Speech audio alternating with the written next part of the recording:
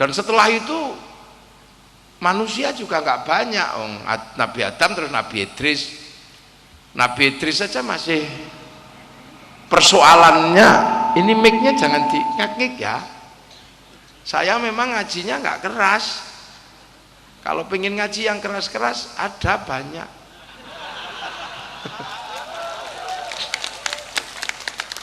Udah denger lah, orang telinganya orang Sumenep kan telinga yang masih orisinil, belum kena polusi.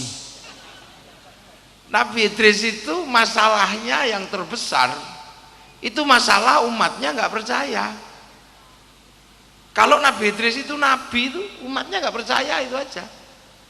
Makanya selalu nanya, ya Idris, apakah kamu lihat akhirat? Kok tiba-tiba kamu ngajak ke akhirat itu? Apa pernah kamu lihat akhirat? Ya nggak pernah. Lah kalau nggak pernah ngapain sama-sama ngajak? Sama-sama nggak tahu aja kok bilangin ada akhirat. Emang kamu tahu? Loh, itu Nabi kedua itu persoalannya baru itu. Kalau Nabi Adam sih nggak perlu diceritani tentang Allah, wong barusan turun dari langit, habis sekampung sama Allah, jadi nggak protes. Tapi umatnya Nabi Idris sudah bermasalah ketika diajak menyembah Allah, ditanya, ya Idris, apa kamu pernah lihat Allah? Lah akhirnya Nabi Idris ya pusing. Maka setiap hari, ya Allah, bagaimana caranya aku nengok kampung halaman, ya Allah. Umatku nanya, ya sudah, kamu jangan makan sesuatu yang bernyawa. Maka Nabi Idris diajarkan puasa makan yang tidak bernyawa, mutih. Setelah itu hijabnya buka, Nabi Idris ini mampu melihat malaikat, melihat yang gaib. Tapi Nabi Idris karena punya cita-cita pengen ke kampung halaman, akal manusianya bergerak. Begitu lihat malaikat, yang paling menarik malaikat matahari, panas mikul matahari gitu. Nabi Idris minta sama Allah, ya Allah, kasihan itu malaikat matahari, mbok tolong ya Allah, biarkan matahari itu tidak panas sama malaikat matahari. Seketika cling gitu, ya nggak panas. Artinya doanya Nabi Idris dikabulkan. Malaikatnya kaget, ya Allah, kok tumben mataharinya nggak panas. Hendak kamu didoakan sama Idris, kamu didoakan sama Idris. Loh, kapan-kapan boleh nggak ya Allah saya cuti? Mau ngapain? Mau berterima kasih sama Idris. Akhirnya malaikat matahari turun ketemu Nabi Idris. Assalamualaikum ya Idris. Salam. Malaikat matahari, tumben ada apa? Enggak, aku mau ketemu engkau aja, mau berterima kasih kamu telah berdoa, matahari nggak panas dan itu dikabulkan Allah. Terima kasih ya Idris ya. Loh, masalahnya bukan terima kasih apa enggak, tapi kalau engkau turun ke sini nanti kalau mataharinya gelundung gimana? Oh enggak, aku ini kan banyak temenku yang gantikanku, kan aku cuman koordinatornya aja. Aku ini cuman koordinatornya. Loh, berarti malaikat itu banyak? Ya banyak, malaikat itu banyak. Loh, berarti kalau ada cerita malaikat yang serem itu ada. Oh ada, itu temanku namanya Israel. Oh, itu malaikat paling sangar itu. Suka nyabuti nyawa. Kalau gitu boleh nggak saya kenalan sama dia? Ya boleh aja, wong itu temanku, nanti tak WA, nggak ada masalah. Maka kemudian dia janjian, malaikat Israel tuh turun nyari Nabi Idris. Ya Idris, takut Nabi Idris itu lari karena takut. Begitu ketemu malaikat Israel itu serem. Karena malaikat Israel itu serem, Nabi Idris lari. Karena lari malaikat matahari turun. Ya Israel, jangan galak-galak gitu, dia temanku. Kamu gantilah wajahmu. Akhirnya celik berubah wajah manusia. Nabi Idris nggak takut. Gimana kamu? Katanya pengen ketemu aku. Iya ya Israel. Mau apa?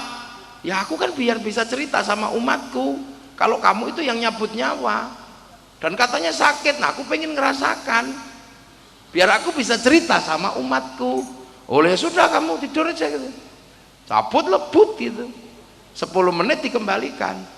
Nah karena dikembalikan 10 menit, Nabi Idris komplain, ya Israel lu katanya sakit dicabut nyawanya, kok aku nggak kerasa? Ya enggak lah, wong kamu temennya temenku, aku yang nggak enak. Loh itu maka hati-hati kalau sama temennya itu yang paling enak. Ngurus sesuatu ya kamu cari temannya Pak Bupati. Ya, akhirnya dicabut dikembalikan. Nah terus nanya Nabi Idris, ya Idris, ya malaikat, kalau yang saya kan kembali lagi nih, nah kalau yang nggak kembali gimana? Oh yang nggak kembali tergantung amalnya, kalau buruk tak serahkan temanku namanya Malik, kalau baik tak serahkan temanku namanya Ridwan. Kalau saya tengok sana boleh nggak? Ya boleh aja, mau dia juga temanku, nanti biar tak WA sekalian. Masuklah ke neraka, lihat tuh Sirotol Mustaqim, terus lihat neraka. Oh ini nerakanya orang Amerika, oh ini nerakanya orang Sumenep, pada semua di situ. Setelah itu masuklah ke surga lah. Begitu ke surga, malaikat Ridwan komplain, ya Idris jam besok selesai. Tapi Nabi Idris begitu lihat akhirat, oh ini toh kampung halamanku, ternyata enak di sini. Kalau gitu aku nggak usah pulang lagi deh, di sini enak. Ternyata akhirat itu enak, makan nggak perlu nanam. Ini mau dikasih minum? Gak usah, udah deh ya, taruh aja situ, kalau mau dituang ya alhamdulillah. Dah ternuun dia orang Jawa matur nuwun, kalau orang Madura matur sekalangkong ya, matur sekalangkong.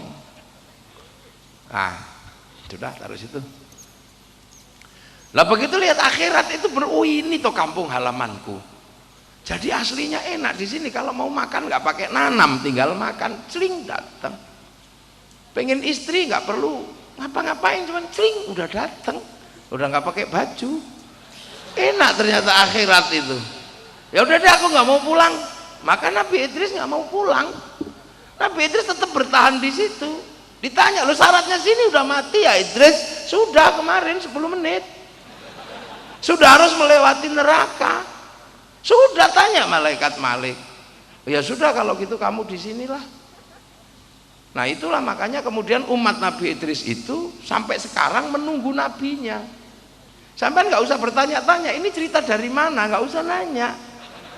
Ini di Quran juga nggak ada, di hadis juga nggak ada. Sampai cari sampai kiamat nggak ketemu di hadis ini. Saya mencari di dalam Quran juga nggak ketemu. Nah cerita ini ada di mana? Ada di kitab Taurat. Lah kenapa saya baca Taurat? Nah saya itu kan bingung ketika baca Quran. Saya itu kalau baca Quran itu dulu pusing. Kan selain Islam itu ada Yahudi, Nasrani, ini kan ahlul kitab. Yahudi jelas umatnya Nabi Musa, Nasrani jelas umatnya Nabi Aisyah. Lah ada satu ahlul kitab itu yang saya nggak ngerti ini siapa, namanya Sobiin. Sobiin itu ada di dalam Quran tapi nggak ada penjelasannya itu umatnya siapa, nggak ada.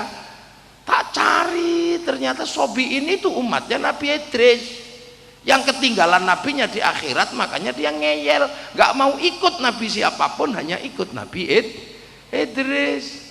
Nah sekarang masih ada di perbatasan Iran sama Irak namanya Sobi'ah Mandaiyun. Nah itu Sobi'in itu. Nah kenapa saya berani nyari di Taurat? Nah Taurat kan kita suruh baca alladzina yu'minuna bima unzila ilaika wa ma unzila min qablik. Saya baca dari situ. Saya nggak mau dibohongi, maka saya cari sendiri di dalam Taurat. Kalau orang sekarang kan mudah sekali dibohongi. Baca Injil tidak dari orang, tidak membaca sendiri, tapi membaca Injil diajari sama orang-orang yang baru masuk Islam. Akhirnya ya konslet lagi sampean. Kita ini kan paling seneng belajar Injil dari orang yang baru pindah agama, yang masih emosi, yang Nasrani begini, karena dia barusan pindah. Makanya kalau belajar agama Nasrani jangan dari orang yang desertir itu. Kita malah keliru pahamnya, karena orang yang baru pindah ke Islam biasanya marah sama agama yang sebelumnya, persis kayak orang baru cerai.